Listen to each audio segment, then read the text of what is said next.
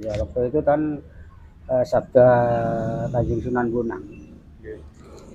Setelah abdinya menjadi bulus itu, dia langsung mengajak abdi yang satunya menuju ke Moria.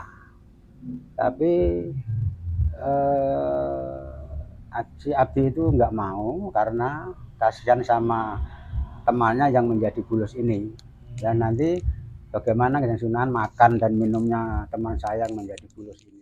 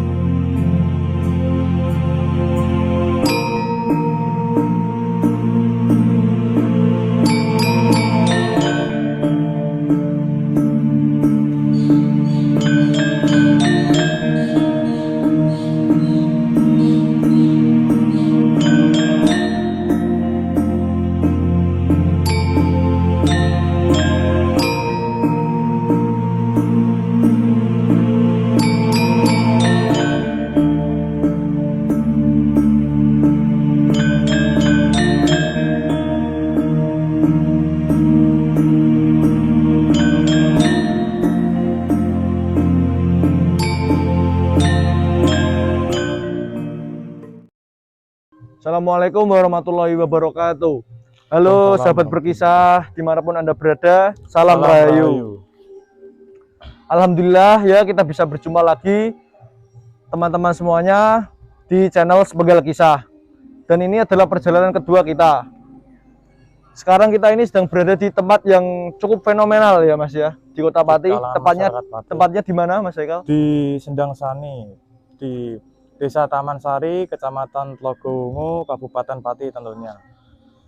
Nah, di Sendang Sani ini Mas Haikal sudah berapa kali pernah ke sini? Dulu kalau waktu kecil sekitar 2 kalian kemungkinan. Dulu kan di sini ada waterboom. Iya. Terus habis dari waterboom mampir ke Sendang Sani sini. Karena di Sendang Sani ini ada cerita kisah ya yang beredar di masyarakat itu cukup unik pemirsa.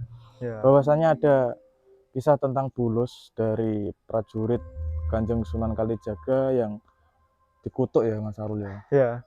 Tapi ada dua versi yang beredar di kalangan masyarakat itu. Versi yang pertama Kanjeng Sunan Kalijaga, versi yang kedua yaitu dari Sunan Bonang. Untuk cerita yang pasti dan lebih lengkapnya kita langsung tanyakan kepada juru kuncinya langsung. Yuk, mari monggo ikuti perjalanan kita.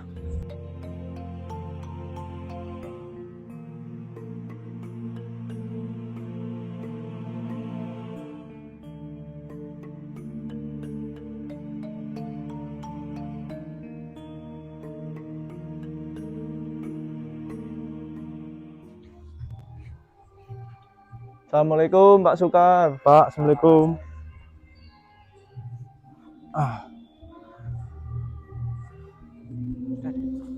Ampun. Assalamualaikum warahmatullahi wabarakatuh. Waalaikumsalam. Nama saya Bapak Sukar selaku juru kunci di Sendang Sani, dan ini akan menceritakan tentang terjadinya Sendang Sani. Cerita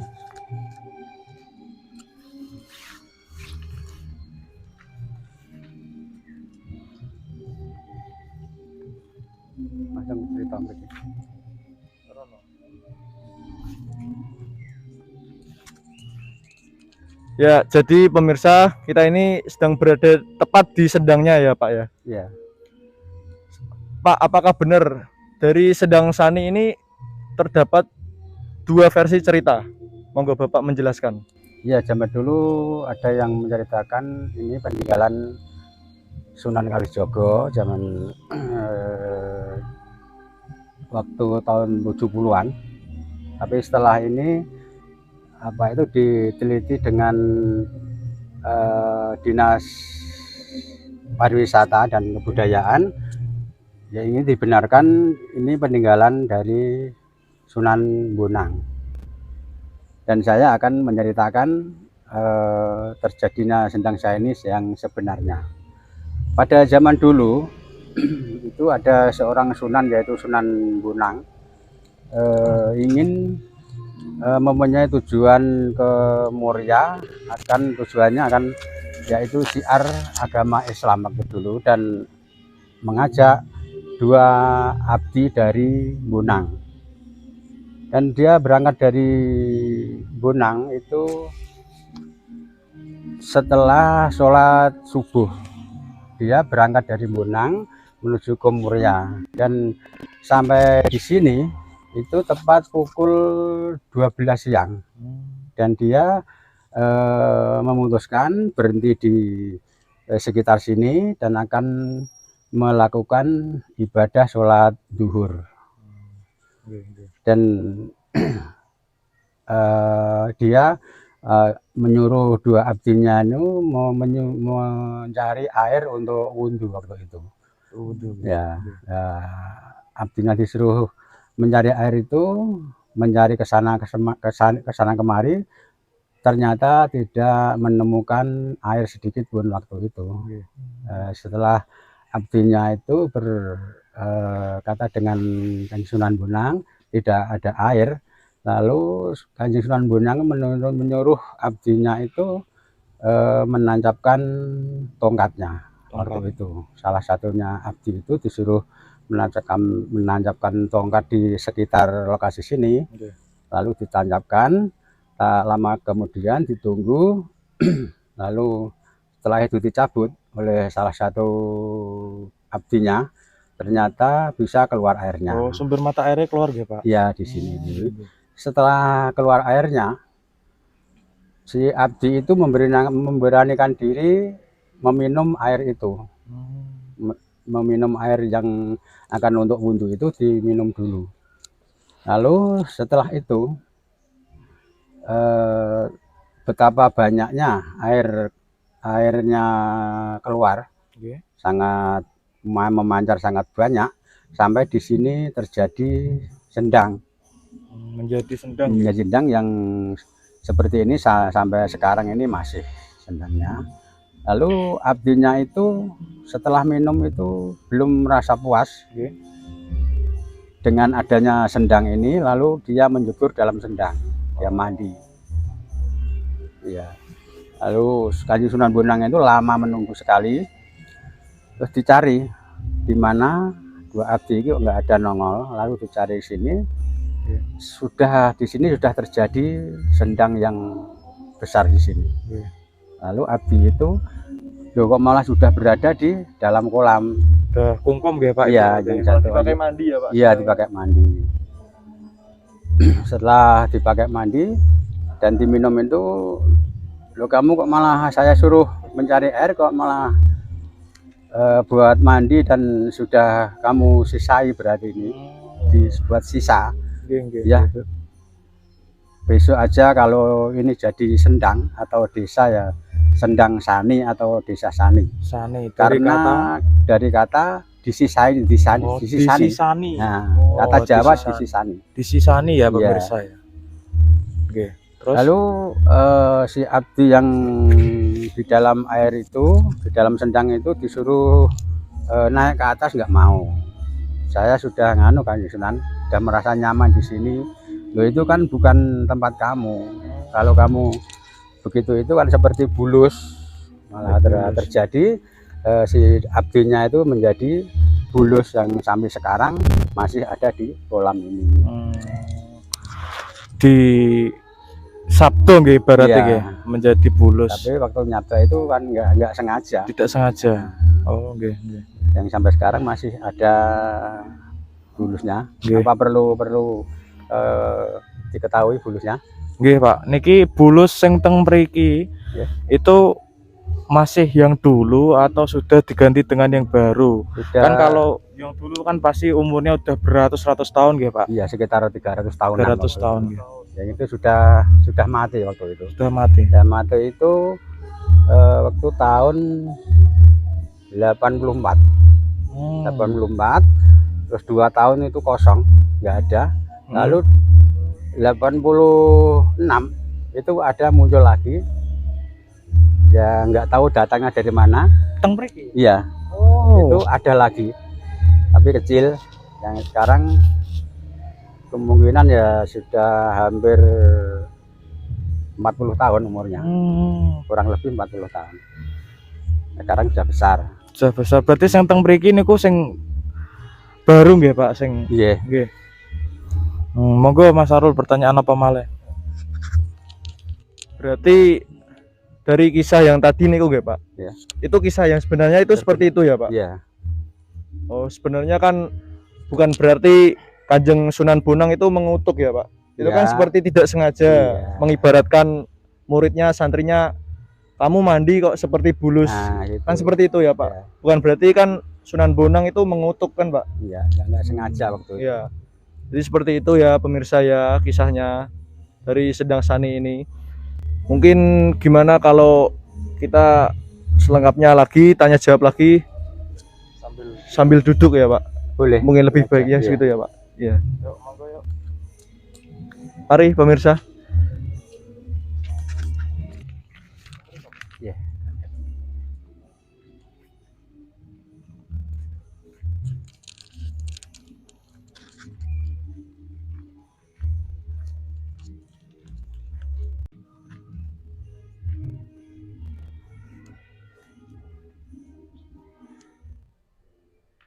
Pak Sukar, maaf gini ki saya mau menanyakan lagi tentang versinya tentang Sendang Sani. Iya. Berarti kan yang sebenarnya versi yang benar-benar itu kan yang versi Sunan Bonang ya, Pak. Benang, ya. Terus yang ada yang mengatakan dan dari cerita yang beredar itu ada juga versi Sunan Kalijogo. Itu gimana menurut Bapak? Versi yang Sunan Kalijogo itu gimana, Pak?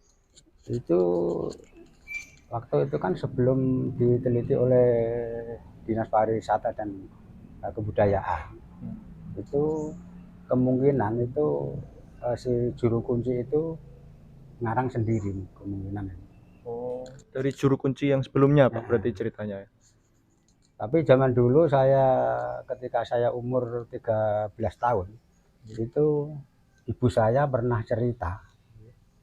Itu ya peninggalan dari Sunan Bonang waktu itu.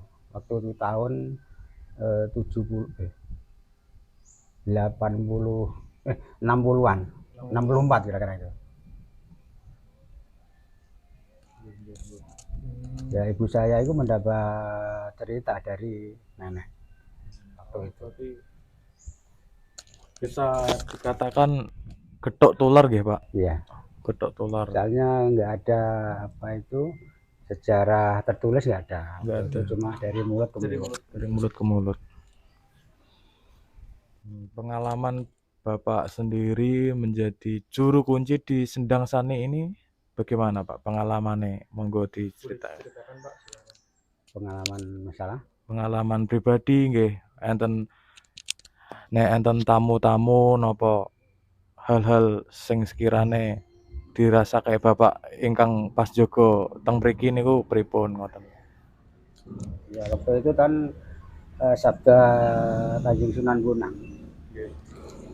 Setelah abdinya menjadi bulus itu, dia langsung mengajak abdi yang satunya menuju ke Muria.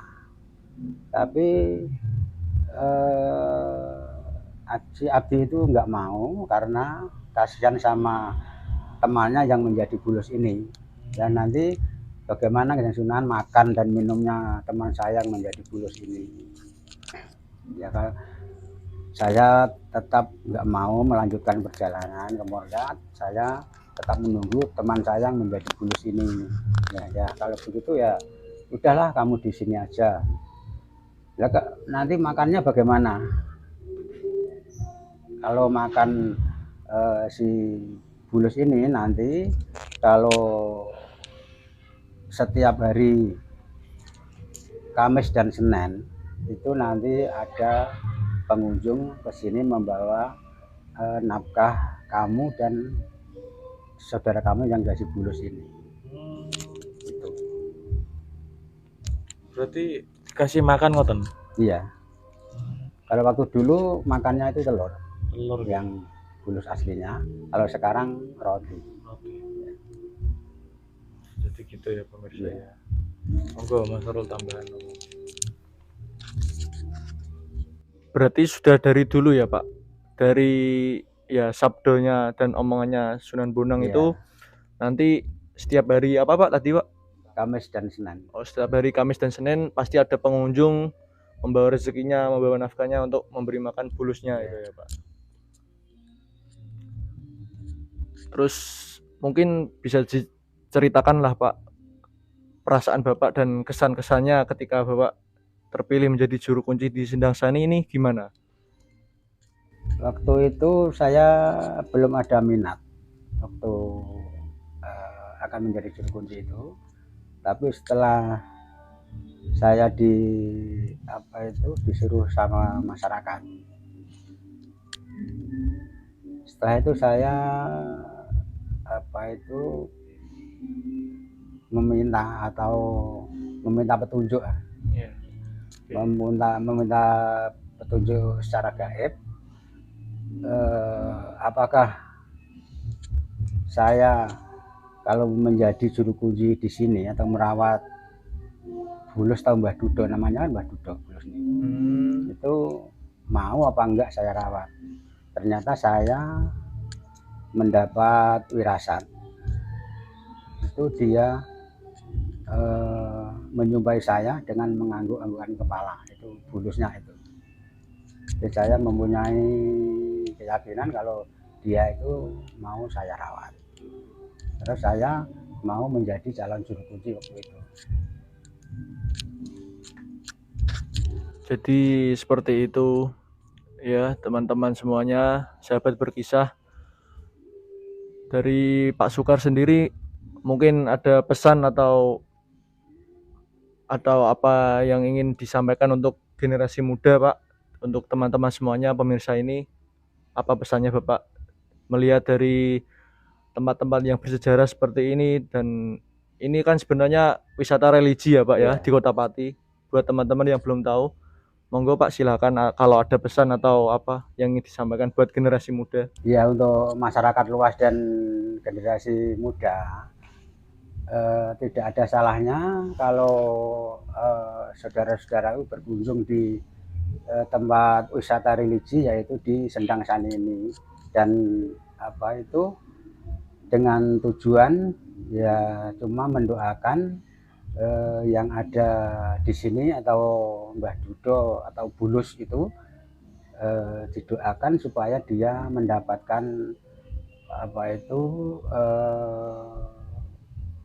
ampunan dari Gusti Allah. Itulah pesan saya, dan semoga masyarakat luas dan pemuda berkenan datang ke wisata religi di Sendang Sani ini. Ya, mungkin tambahan pesan lagi dari Mas Haikal, silahkan. Dari cerita atau kisah ini kita bisa mengambil hikmah ya, memetik hikmah bahwasanya ketika kita diberi amanah kepada seseorang itu hendaknya dikerjakan dengan baik dan sungguh-sungguh dan dengan penuh rasa tanggung jawab. Ada pepatah mengatakan sekali lancang orang tidak akan percaya, maka sekali kamu berdusta atau mengkhianati dari amanah tersebut, orang tidak akan mempercayaimu lagi. Begitu Pak, begitu Mas Arul, kira-kira kurang lebihnya mohon maaf, kita akhiri konten kali ini ya. Dan kita mau mengucapkan terima kasih kepada Bapak Sukar sebagai juru kunci. Matur suwun nggih Pak. Assalamualaikum warahmatullahi wabarakatuh. Waalaikumsalam warahmatullahi wabarakatuh.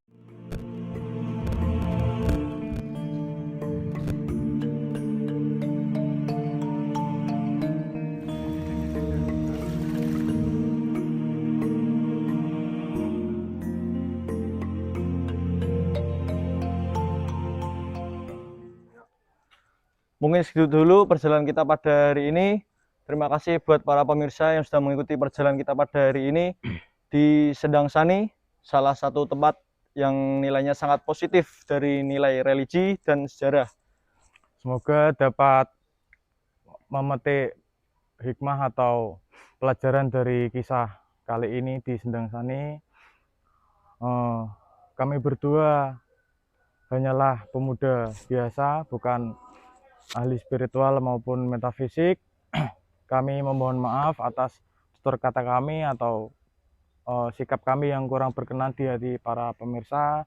Kami mohon maaf yang sebesar-besarnya. Dan semoga kalian semakin suka dengan video-video yang kami sajikan. Jadi buat semuanya, teman-teman sepenggal kisah, para sahabat berkisah, jangan lupa untuk dukung kami terus ya dengan cara memberikan like dan memberikan subscribe, juga memberikan komen-komen yang positif, serta untuk men-share video ini, dan jangan lupa untuk menyalakan lonceng. Semoga kita bisa bertemu lagi. Akhir kata, Assalamualaikum warahmatullahi wabarakatuh. Terima kasih sahabat berkisah. Salam Rahayu.